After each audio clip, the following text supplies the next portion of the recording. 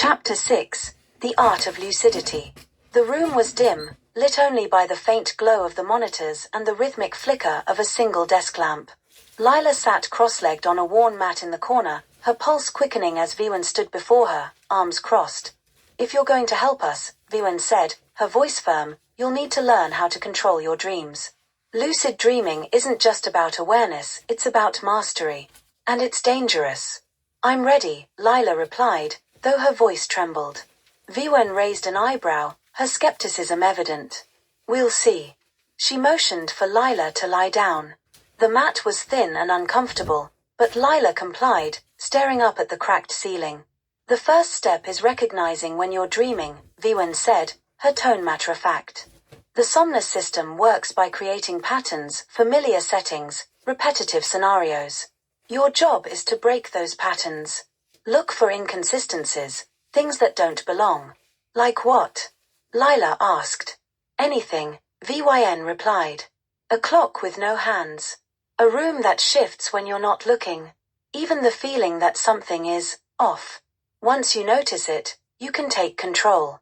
Viwen handed Lila a small device, no larger than a coin. Its surface glowed faintly, pulsing in a steady rhythm. "This is a dream tether," Viwen explained. "It's a neural disruptor. When you activate it before sleep, it sends subtle pulses to your brain, helping you stay aware during your dreams. It's not foolproof, but it's better than nothing."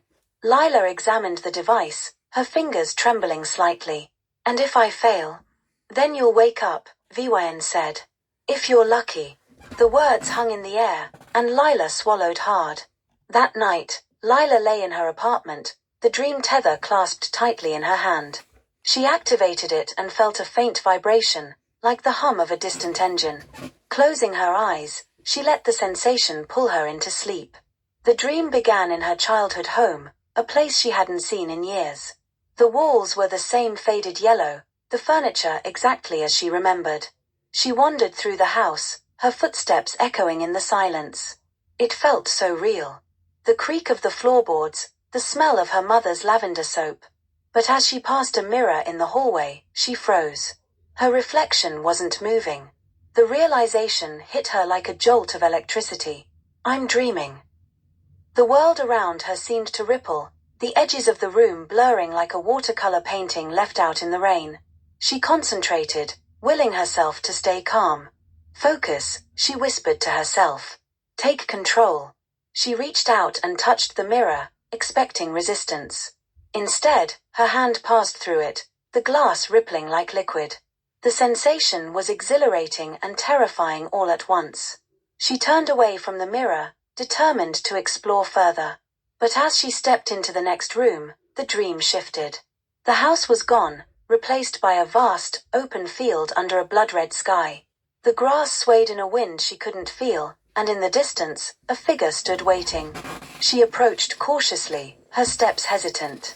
The figure turned, revealing a man with sharp features and piercing eyes. He looked familiar, but she couldn't place him. "You shouldn't be here," he said, his voice low and urgent. "Who are you?" Lila asked. "That doesn't matter," he replied. "What matters is that they're watching."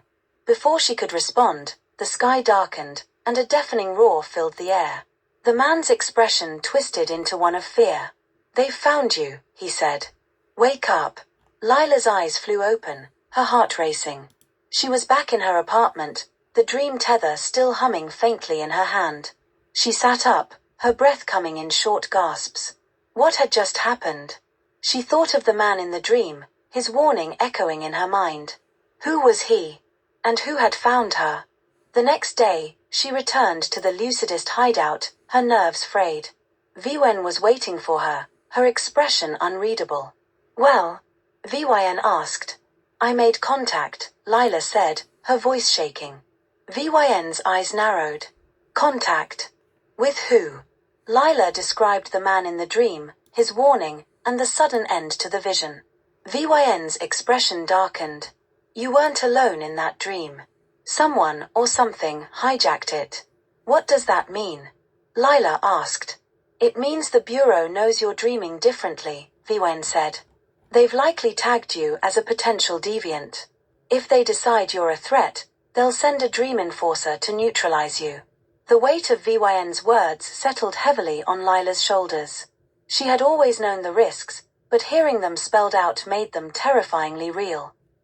What do I do? She asked. Keep training, VYN said. Learn to shield your dreams. And be careful. They'll try to manipulate your subconscious, turn you against us without you even realizing it. Lila nodded, her resolve hardening. She had taken the first step into a world she didn't fully understand, and there was no turning back now. But one question lingered in her mind. Who was the man in the dream? And why did he seem so familiar?